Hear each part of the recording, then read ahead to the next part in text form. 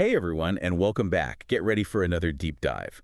Today, we're really diving deep into Bluetooth with this fascinating device from InPlay Technology. Oh yeah, this looks interesting. We've got data sheets, test reports, even some marketing stuff. A real mixed bag. But that's what we love here at the Deep Dive, Rao. Absolutely, it's like a puzzle. Exactly. Yeah. We've got to figure out how this thing really performs, maybe uncover some hidden stuff you wouldn't know just from skimming. Exactly, yeah. Yeah, so think of this as like a crash course on this specific in-play device, especially if you're thinking of using it yourself. I think that's what makes this so cool. We can see the bare bones and also how InPlay wants people to use it. Totally. Okay, so first up, this IN610, IN610L, IN612L datasheet 7.1.pdf. Catchy, right? It's for, well, the IN610, the IN610L, and the IN612L. Are those like totally different models or just variations? They seem like variations on the same device. Like the datasheet mentions both engineering samples and then mass production. Oh, interesting. So like different stages of the device. Yeah, it's like we're getting a sneak peek behind the scenes, early info, maybe not the final version. Gotcha. So something to watch out for, maybe. It's a good thing to keep in mind. Like, this datasheet might not be exactly what you'd get if you bought one today. Makes sense. Now, this datasheet is packed with technical stuff. Lots about antennas and matching networks. That feels important, right? It's all about how well it actually works, right? Think of it like a radio antenna. Flimsy antenna, you get static dropouts. Same with Bluetooth. Oh. They mentioned 50 impedance, which is all about making sure the signal flows smoothly. So good impedance equals good Bluetooth signal. Got it. Now, one thing I noticed, they kept mentioning BLE 5.0. What's the big deal with that? So Bluetooth has versions, and 5.0 was a big jump. Longer range is the big one. And they've got this advertising packet extension, which is a mouthful, but it basically means it can send more data in those little bursts Bluetooth uses. Longer range, more data. Sounds good to me. But does that mean it only works with other, like, BLE 5.0 devices? Nope, they were smart about it.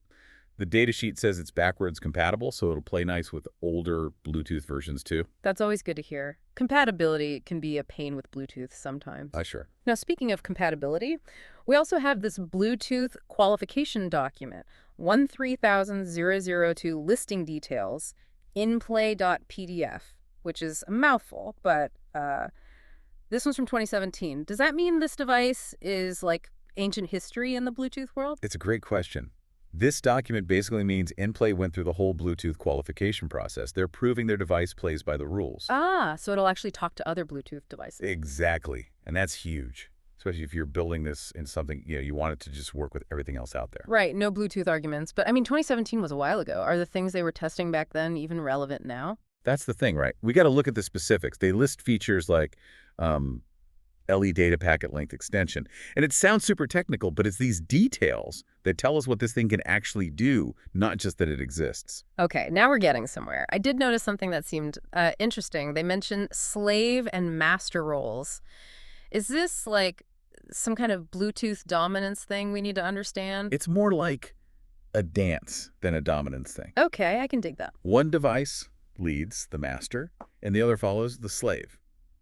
Think of like your phone playing music to a Bluetooth speaker. So the phone's the master calling the shots. Exactly. That makes sense. Now, there's a lot in this document. What should we be paying attention to here? Let's pick out a few of those capabilities they list. Like, for example, they mentioned channel selection algorithm #2.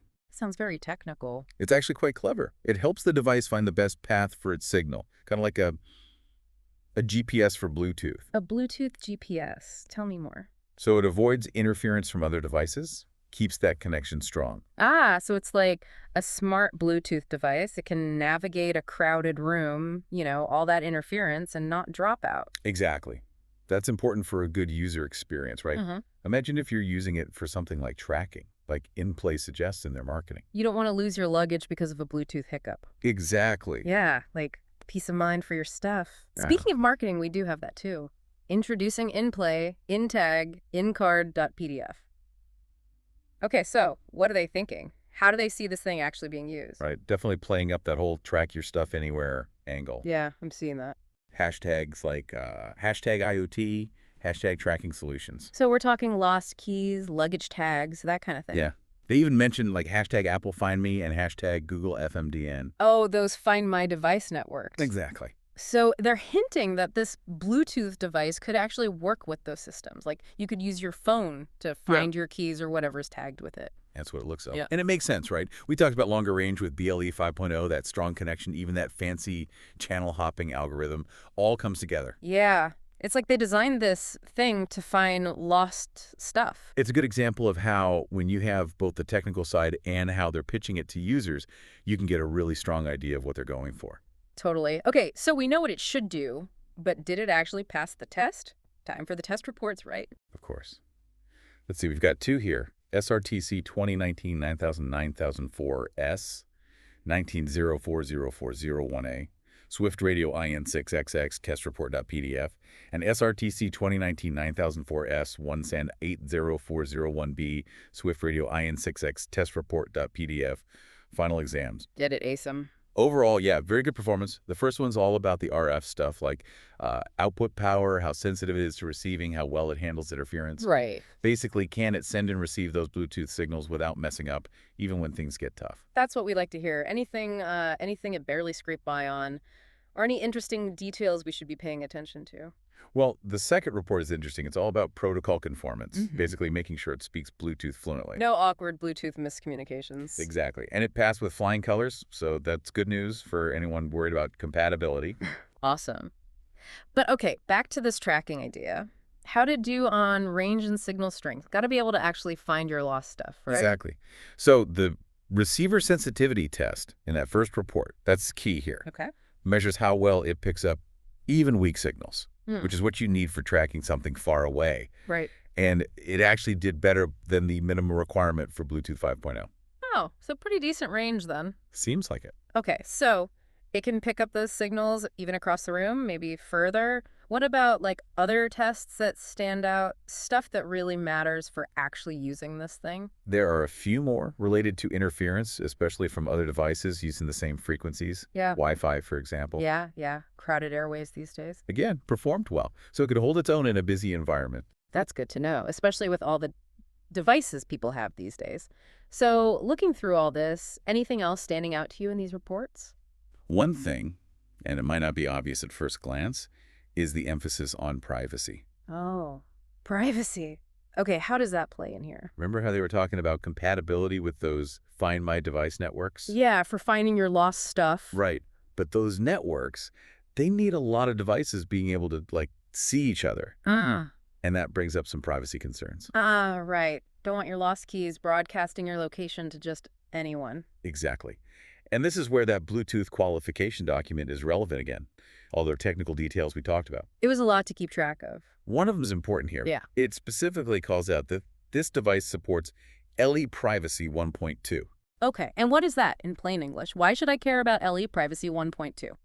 It's all about keeping your information safe.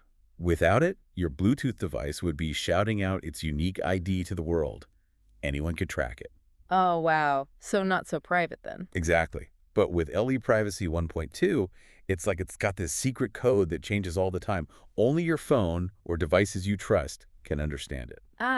So you get the convenience without, sacrificing your privacy? Precisely. They've clearly thought this through. That's really interesting. So it's not just a Bluetooth device. It's like a little privacy guardian for your stuff.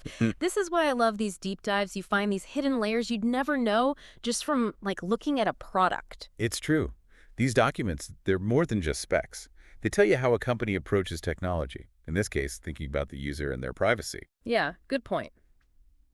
So, to recap, we've got this Bluetooth 5.0 device. Seems like it's got great range for tracking, the performance checks out, and they've built in a smart privacy solution. What's interesting to me is this might be a sign of things to come. We talk about the Internet of Things, all these devices connecting, but privacy often feels like an afterthought. Yeah, for sure. This suggests maybe they're thinking about it from the start. That's a good point. Not just building a gadget, but thinking about the bigger picture.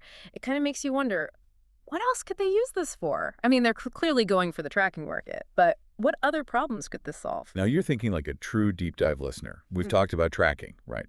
Would make sense. That seems like their main focus. Yeah. But, what about something totally different? Imagine using this for environmental monitoring. Ooh, okay. Now you're going off-road. I like it. But how would that even work? Okay, so sensors out in the field, right? Forests, oceans, you name it. Okay, yeah.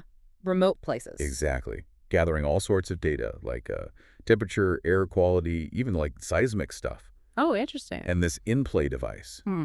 with its range and how reliable it seems to be, it could send that data back, even from, like, miles away. Oh, that's a really cool idea. And the privacy stuff would matter there too, right? If it's like sensitive environmental data. Absolutely. It's not just about your lost keys anymore, you know? Mm-hmm. It's about, like, responsible data collection in a world where privacy matters more and more. Man, that's a great point. Okay, so we started with these like dry technical documents, and now we're talking about like the future of data and the whole planet. That's the deep dive for you. It really is. We dig into the details, figure out not just what this thing is, but what it could be. And that's what's exciting, right? The possibility. Totally. So, listeners, what about you? What are your thoughts on all this? What gets you excited about a device like this? Hit us up on